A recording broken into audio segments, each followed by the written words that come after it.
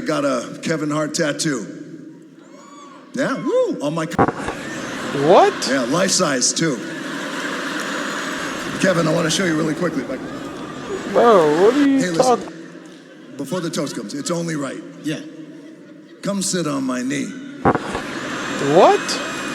Yes. No, what do you mean don't? What the No, what do you mean don't? Shut up, sit on my knee. I'm not sitting on your knee. Show brotherly love. Sit on my knee. No. This is for daddy. This is for you. Netflix Kevin Hart's roast have. If there was an instant of a real humiliation ritual, this most definitely would be it. I wasn't too offended about the racist jokes. I was just disgusted that the entire show, from white people, there were racist jokes. And to top it off and put the mayonnaise on the tasteless cake, they attacked Cheryl Underwood's husband who committed suicide. Cheryl Underwood is here. Yeah, Cheryl. Cheryl was in the Air Force, but she couldn't fly. And neither could her husband who jumped off a building and he died from that. These jokes were majority written by mostly white, talentless, non-funny writers and failed comedians, taking a shot at the black comedians that are legendary and more successful than them. Let's not gloss over what Katt Williams said about him being the only one with a soul there, because after he spoke, took their money, he left because he knew what was to come. For the people at home, you're wondering, why is the Cat Man doing this? For the money, bitch. This is my Riyadh Comedy Festival. Only one with a soul. Only one with a soul. Only one with a soul. I want to get into Dwayne "The Rock" Johnson and Kevin Hart's reactions. Two black men that immediately, boy, this shit disgusted me. And the look in Kevin Hart's wife's face, it said it all, bro. It said it all. I have no idea why he attempted to do this. I got a Kevin Hart tattoo. Yeah, woo, on my cock. What? Yeah, life size too. Kevin, I want to show you really quickly. Okay. It's not even funny. Like, even with actual gay comedians, they typically don't do like homosexual jokes because they be funnier than that. But you take two black men and you have these white writers who typically, white folks, y'all play the gay games, the gay jokes, y'all grab each other ass. White men, this is what y'all do in the locker room and shit like that. Y'all do that to each other. That's funny within y'all community. So the thing is, they know these are two black men, right? Now you wanna like Dwayne Johnson's entire bit was homosexual jokes towards Kevin Hart. Like the entire time. Okay. Stop it, man. Okay, no problem, no. Nico, I'll show you later. Hey, what the sorry? I'm sorry, Listen. Okay, I'm kidding. It's my wife, man. She's already seen it. Listen. Oh, what the fuck? I'm joking. What you doing, man? Another thing, making jokes towards somebody loved one. Now, I understand roast, right? I'm saying the length and the severity of how many jokes are made towards Kevin Hart's sexuality as a heterosexual man and sexualizing what he'll do to Kevin Hart's wife. That's one thing in the black community you're not going to do. You're not going to put the homosexual tag on us if we're not that. It's disrespectful, and we're not going to go after people wives. Black, it's just like you. They're trying to. It's this is well thought out by the writers who see two of the most successful black men in Hollywood ever. When it comes to comedy, when it comes to box office movies. And them being in the art of telling jokes and the art of film, you know what I'm saying? They cool with it. You know what I'm saying? They don't see it for what it is because it's on a teleprompter. So they just reading, you know what I'm saying? And sometimes with these teleprompters, they'll switch up and create new jokes based off the environment in there. So now they got contracts signed up and shit. They don't have to, but it's just like they being a good sport, not recognizing. And when you go watch this, you will see Dwayne "The Rock" Johnson. His demeanor is completely off, and he said, "Hey, I'm drunk." He had to get himself inebriated for him to go through what he signed up for within this roast. This roast was about demeaning black excellence this entire time, bro. Like it's crazy. And it's like I hate the fact that I have to critique jokes because I write jokes. But when it's this egregious, the entire 2 or 3 hours is just like it's pathetic, bro. Yeah, go, you sit down. No, May sit down. No, you sit down. Come on, all right.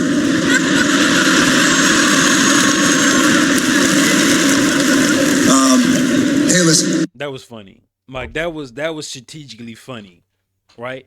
That was funny. Before the toast comes, it's only right. Yeah. Come sit on my knee. Yes. No, what do you mean don't? Look at his wife. Look at Kevin Hart's wife face. She's been laughing a lot within this roast. Right here is disgusted. Now look at the white lady face in the purple. Look at her face. Like what? There are certain jokes in action that you don't cross the line, and especially in front of your wife. If that man sits on Dwayne "The Rock" Johnson, he has completely emasculated himself. Kevin Hart has already has worn a dress. Like, let's get that out there. These writers tested the masculinity within Kevin Hart. And Dwayne "The Rock" Johnson, as his friend, who is inebriated, you shouldn't even tried him like that. But look at his white face, bro. And this I guess that's her mom. That's a half grin, like, nah, this ain't it, bro. Don't shut up, sitting on your feet. Sit on my knee. I'm not sitting on your fucking knee. Show brotherly love. No, I'm live on Netflix. I'm not sitting on your fucking knee. Everyone wants you to sit down. No, you're gonna fucking Chelsea, shut the fuck up. And then you had the white woman trying to co-sign it. And pay attention to Shane Gillis is the white man now that has the mic. Pay attention to the black man behind him, which is one of Kevin Hart's friends, right? Pay attention to him. No. Shane. Look at the eyes. Bro, look at the eyes. This would be right. Katt Williams. Nobody playing with that. He ain't playing with that, bro. You feel me? This would be right. Shane. Look, do you want to see Kevin Hart sit on my knee? Look at his friend face, bro. And Shane being funny, but he like, nah, bro, don't do that. Don't do that. Don't do that, bro.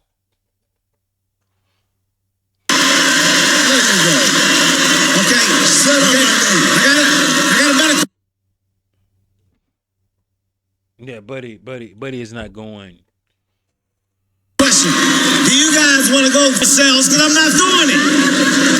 No, man. Come on. No, man. I really mean this. No, I mean this, man. Fuck you. Okay, we'll get close. All right, I'll sit right here. Yeah, buddy, his partner watching like, bro, if you sit your grown ass on that man's knee and be emasculated like that, you will never be respected. People already don't respect Kevin Hart anymore for having for not really having pushback about all these jokes these white comedians were getting away with. Let us do some racist jokes, right?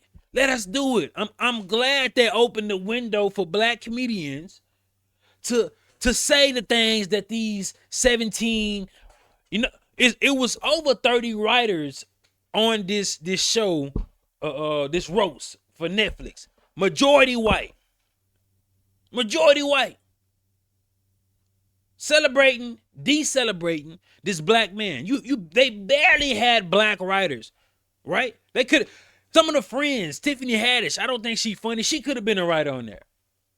The Katt Williams could have been a writer. Regina Hall, Cheryl Underwood. All these white writers emasculating two of the most successful black men in media. And Kevin Hart, he's seen it. He's seen it. He know how it is. He know what his brand is like.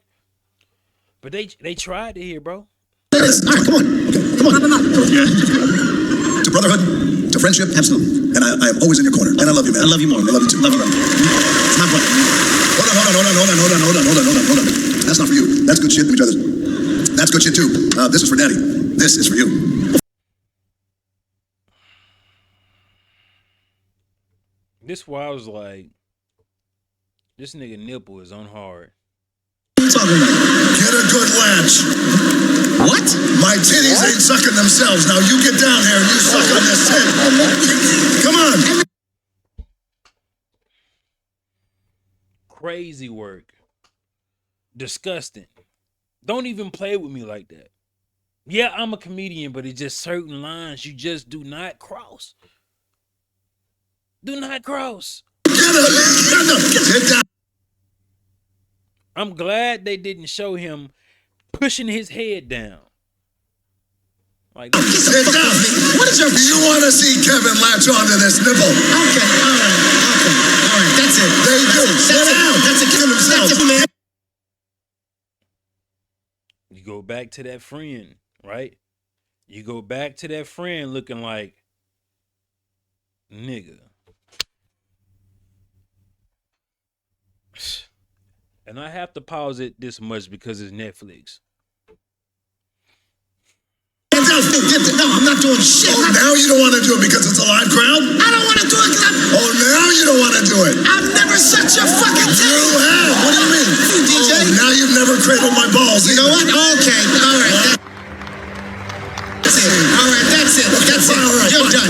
You're done. This. Wrap it up. Sit down. Wrap it up. Sit the fuck. Wrap it up. Now you don't want to suck it. Okay. Uncomfortable.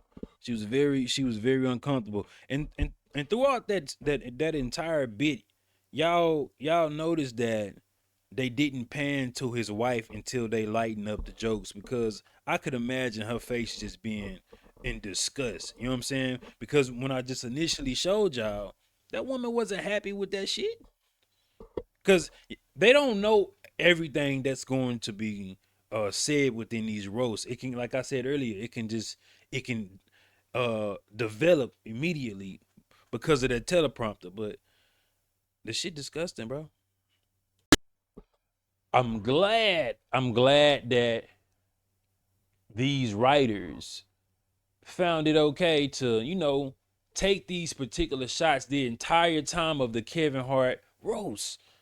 In the way that they tried to potentially break Cheryl Underwood by talking about her husband's demise. They had about 5, 6, 7 jokes about him taking his own life. At the particular time, I didn't know her husband actually took his life by jumping off a bridge or a building. I didn't know that, right? Didn't know it. So when they were saying it, I'm like, I'm confused. When she was laughing, so I'm like, okay, maybe it's just a analogy. You know what I'm saying? But no, Cheryl Underwood husband actually took his own life. And it's like, y'all don't respect this woman. They was calling her a man because she dark skinned, and you know what I'm saying? Oh, like they disrespected the fuck out of us, bro, as black folks. But it's okay because whoever is next in the Netflix roast that is non-black, please Go get people like Corey Holcomb to write some jokes. Go get people like that. You even go get Ari Spears. Go get T.K. Kirkland, right? Go get a Cheryl Underwood. You feel me? Go get a House of Hypocrites. I got some jokes. Charlie Kirk looked good in red. Before Charlie Kirk died, he was leaning right all the time. But just before his last breath, he leaned a little bit left. Let's talk about how they smell when they get in the water. When it's raining. Oh, nah, that's racist. Boy, if they put me on a script to write racist things for white folks, it is done bun. Right? But we just telling jokes though, so anybody in the comments, I'm just telling jokes. Freedom of speech. I'm House the Builder. Freedom of House the Builder. You feel me? But it opened a door for real freedom of speech. So now, Netflix, one of the biggest conglomerates when it comes to media, this probably been seen over 30, 40, 50, 60 million times. Black comedians, get in your racial bag. Because obviously people like Tony Hinchcliffe come up on these things. He's a talentless comedian that appeases to white folks that like these raunchy jokes about black people. It's not a talent, but it's an audience for it, right? Tony Hinchcliffe would be Tony Hinchcliffe if he wasn't a comedian. It's just how he talk. I don't give a damn. Freedom of speech. But freedom of speech does not save your ass from an ass whooping, right? Oh, you just going to hit somebody because they said something? I might just tear off on you. I don't support violence. I don't support violence of any kind. All right?